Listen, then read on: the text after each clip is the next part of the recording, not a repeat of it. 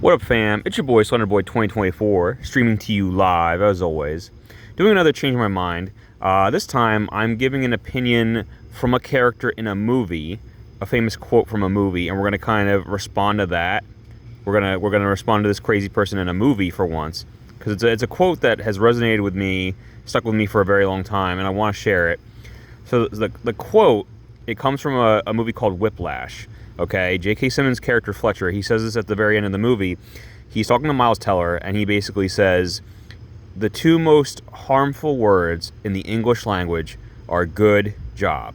There are no more harmful words, other than good job.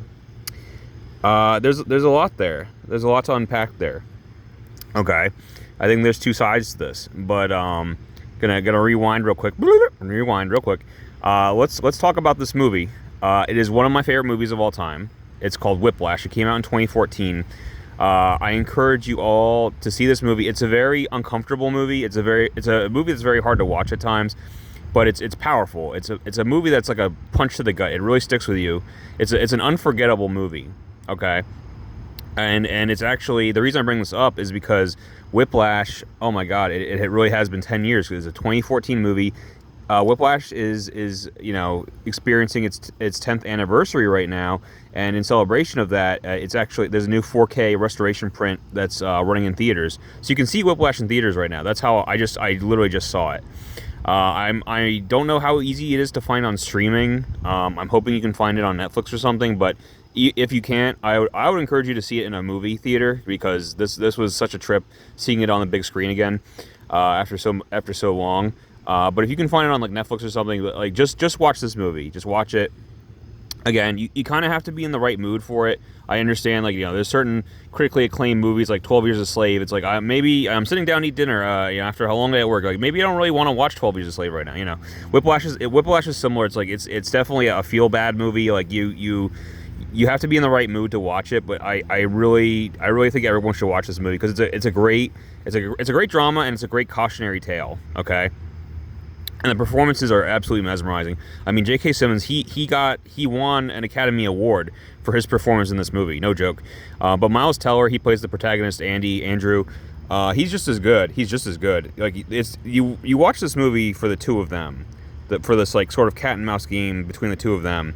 So let me explain. So Whiplash, if you don't know, it is a movie about Miles Teller. He plays this college student, Andrew. He's going to like this elite music academy. Okay, think of like a Juilliard type place, but he is studying to be a jazz drummer, and he gets selected for like this upper level music class, and it's run by this like very strict, kind of crazy music teacher, Fletcher, played by J.K. Simmons.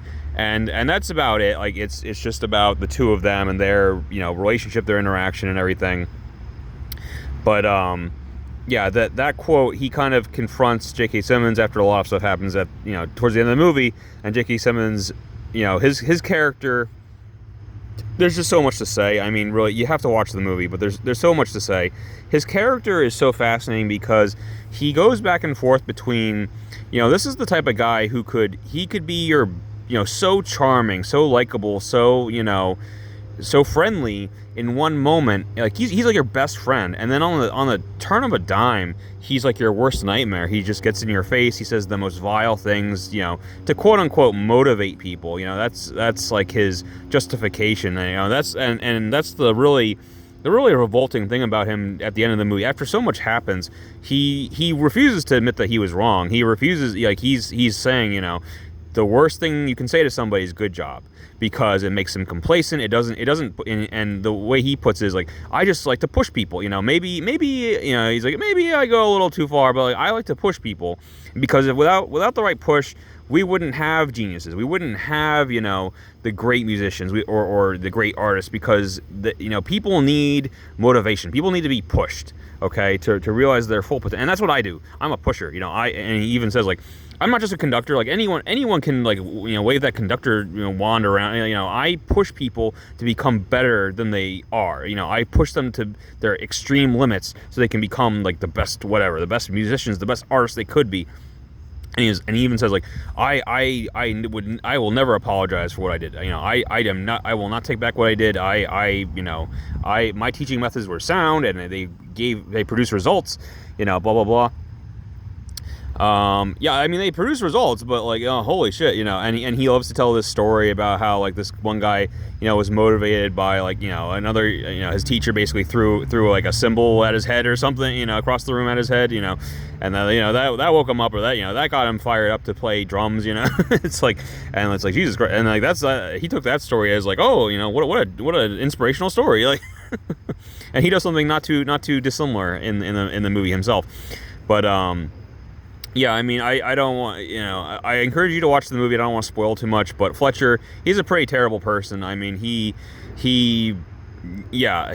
teaching methods are extreme, to say the least. He's incredibly aggressive. He's incredibly mean-spirited, nasty, demeaning. I mean, like I said, like if you perform well in his class, sure, he's your best friend. But the second that you're like off the beat, or you don't match his tempo, he'll throw things at you. He'll say things. He'll humiliate you. I mean, one of the roughest scenes to watch right away is at the beginning of the movie when he's like telling one of his students like, oh, you're somebody's out of tune. Who's out of tune here?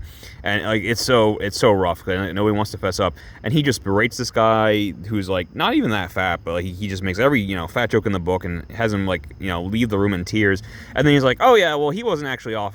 He wasn't actually out of tune. This other guy was, but he should have known. He should have known better that he was. He should have known that he was out of tune. So he was right to leave. Anyway, oh my god, like, and it's like, dude, and like if you're Miles Teller, I'm like, dude, Miles Teller, you see that one scene, and it's like, yo, you need to get out of there, like run, run.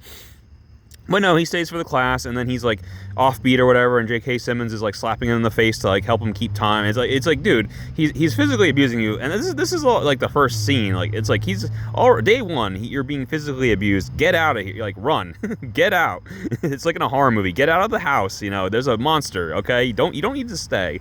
And it's funny because this movie is produced by, I joke that it's like kind of a horror movie. It's even produced by Blumhouse. I forgot about that. Like the movie started up and the Blumhouse logo showed up, and I was like, oh my god, I'm in the wrong theater. Like I was about to leave. I was like, no, Blumhouse did produce this movie, believe it or not. I mean, and it seriously, I think it's like a psychological thriller, to say the least. It's like, yeah, it's really scary what JK does to his students, what he does to Miles Teller. You see Miles Teller get worse and worse, psychologically, mentally. I mean, yeah, okay. So on the one hand, you got what Fletcher, let's look at Fletcher's, side for a second. So yes, he is very strict. He's very, stern. He produces results. Like he teaches the most elite musicians at the most elite music school, and he molds these kids into even better musicians, supposedly. And if they're and like the scene with like the fat kid where he made him run out of the room crying, that's his way of separating the chaff from the wheat, or whatever the expression is. Like he's finding the creme de la creme. He needs to like weed out the bad ones, the ones that aren't worth his time, so to speak. Yeah, I mean, and it's true that he really frustrates and motivates Miles Teller to become Miles Teller does become a better drummer. He becomes a better drummer by the end of the film. He is pushed to his limits by this teacher, because he respects him so much, and all he wants to do is impress him and win his goodwill and win that good job from him. And he will practice late into the night. He will practice to the point where his fingers are torn up and bleeding, and he's getting blood all over his instruments, and he has to put his fingers in ice water after you can't get that. You can't easily get that kind of dedication or motivation from anybody. It's like, yeah, the results are there. Like you can't really argue with that side of it, because. And it's like J.K. said, it's like Fletcher said, it's like if you just give the good job, the good job is like at the end of the journey, like you have to earn it, that's his big thing. Is like you can't play this song, or you can't sit in my orchestra, or play this piece or play first chair unless you earn it. You have to earn it, and so he freaking practices with Miles Teller late into the night until his knuckles are bloody, and then he's like, okay, you earned it. And that then it like means something. I get that side of it where like because Miles, later in the movie, Fletcher he just gives the, or tries to just give the part to somebody else, and Andy understandably freaks out, and he's like, no, like that's my spot, like I earned it, like I worked really freaking hard for that and I earned it. And then Fletcher's, sadistic. He's just kind of like, well, oh, you didn't, it's not your part to give. It's my part to give. Like, I decide who gets it. You didn't earn jack shit. And it's oh man, it's such a hard movie to watch. And you just see how, again, I said it's a cautionary tale where it's like, there's a fine line, but it's like, yes, obviously, if you're really passionate about something, like, let's say music, this applies to anything though, but if you're passionate about becoming a better musician, sure, dedication, you need to be dedicated, you need to be motivated, you need to like work really freaking hard, but there's a line, there's a line. You shouldn't have like bloody knuckles, you shouldn't like make it all, like the only thing in your life. Andy, he had kind of like isolated himself from his dad. He started up this cute romance with this girl from the movie theater, played by Melissa Benoit, who would later play Supergirl on the Supergirl TV show. I think that was her first film. But anyway, he breaks things. He isolates his girlfriend. He breaks things off with his girlfriend. He's like, I need to focus on music. It's like it should never be to the detriment of your life. Other aspects of your life. Like that's when it goes too far, in my opinion. You should still be able to have like a happy, well-rounded life in addition to being a musician. Because if you can't do that, then something is wrong. Okay, something is wrong. You're like, and you see with Miles, like, you see with Andy, his mental state is completely, he starts talking like Fletcher, he starts, behaving like Fletcher, like he's, it all goes back to, excuse me, it all goes back to like, there's an episode of How I Met Your Mother I love where it's called The Chain of Screaming, where it's like you have like a shitty teacher or a boss or like parents that like scream at you, like treat you like crap, and it's like that's always gonna like rub off on you, and it's always gonna like, you're pissed off and you can't yell at your boss or whatever, but then hence the chain of screaming. So you're who's lower than you on the totem pole, so now you're gonna scream at that guy and like treat him like shit because you need to like keep it going, so to speak. And that's how it is with Andy. Fletcher obviously says horrible things and treats him like shit, and he starts to like kind of lash out at other people in the band in a similar way, because he can because they're either on his level or below him. But anyway, but yeah, no, that's not cool. Again, like you need to cut off the chain. You need to stop it. You need to realize, like, hey, like the person who yelled at me, someone probably yelled at him or made him feel like shit. You need to kind of like have that like moment of clarity, that moment of perspective, because like otherwise the chain will just keep going forever and everyone will just be unhappy. You need to realize that hate is like contagious, like a virus. You know what I mean? Like anger and hate. It's just going to keep spreading. Anyway, if you let it. But anyway, so yeah, I think there is definitely, and that's the conversation they have where Andy is like, okay, I get what you're saying. Like, you need to motivate. You have motivated us. You have driven us to be the best that we could be. We wouldn't have been, we wouldn't have kept trying if you just said like, okay, good job, like that's good enough. Like you need to always kind of sound like we haven't quite, achieved what you want for, you need to always like kind of dangle that carrot to keep us motivated, to keep us practicing harder and harder and harder, But isn't there a line? And Miles Teller, he's like, but isn't there a line? Like, can't you go too far?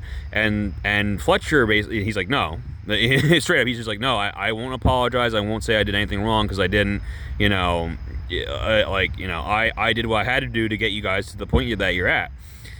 So, yeah, I think Fletcher is a sociopath. I think he's a sociopath. The worst, one of the worst scenes, one of the worst things he does, in my opinion, like one of the worst scenes that shows that what a monster he is. It's basically when Miles Teller first meets him, and he's your best friend. He's just like, oh, just take it easy, don't worry, it's your first day, like don't worry about what the other kids think, don't worry about it. And he's just asking him, he's your best friend, and he's asking you questions about like, oh, what music do you like, or like, what's your home life like, what are your parents like, oh, you don't have a mom, okay, oh, your dad's like a failed writer, and you're just like talking to him because he's like your best friend. And then what's the most effed up part is like Fletcher uses that information later when he's berating Andy, because he's just like, he's trying to get him to play, better, and he's just like, oh, you're gonna be a failure like your old man, like, oh, no wonder mommy didn't want you, no wonder mommy left, she knew you'd never amount to anything. It's like whoa, it's like whoa. So like, and then that makes me think like, oh, was he asking those questions earlier to get that ammunition? You know what I mean? Like he's really nefarious. He's really like malicious. So like, again, I think there's like a happy medium where, yes, if you just say good job, or everyone gets like a gold star, no matter what, or like everyone gets a participation trophy, sure, no one's gonna like really try or work out too hard, or like really try to better themselves. But there's definitely a difference between like a strict teacher and whatever the hell, like a monster that Fletcher, like, just berating kids, smacking them, throwing things at them, like terrifying them, ruining their lives, making them go crazy, making them depressed. Like, yeah, he goes way too far. So you have to understand where this quote came from, this crazy person. So the two most harmful words are good job. Yeah, I understand the sentiment, but I have to strongly disagree. But again, I want to hear people's thoughts on this. I know this is like America, the competitive nation, or whatever. Second place is never good enough. That's kind of how we raise our kids. Like, second place is never good enough. If you got, I talked to a parent once where he said that. He was like, a silver trophy, you might as well not even be a trophy. Like, second place is, you might as well have failed. I'm like, well, damn. Like, I would only say that if there were only two contestants. You know what I mean? It's like second place. That's a good job. That would get a that would get a good job for me. Second place. Damn. How many kids were there in the competition? But seriously. Anyway, I'm rambling enough. But yeah, please go see Whiplash, either in the theater or try and find it on streaming. And please tell me what you think of that quote, because that movie has stuck with me. It will stick with me forever, and so will that quote, and so will the sort of cautionary tale. So anyway, see you.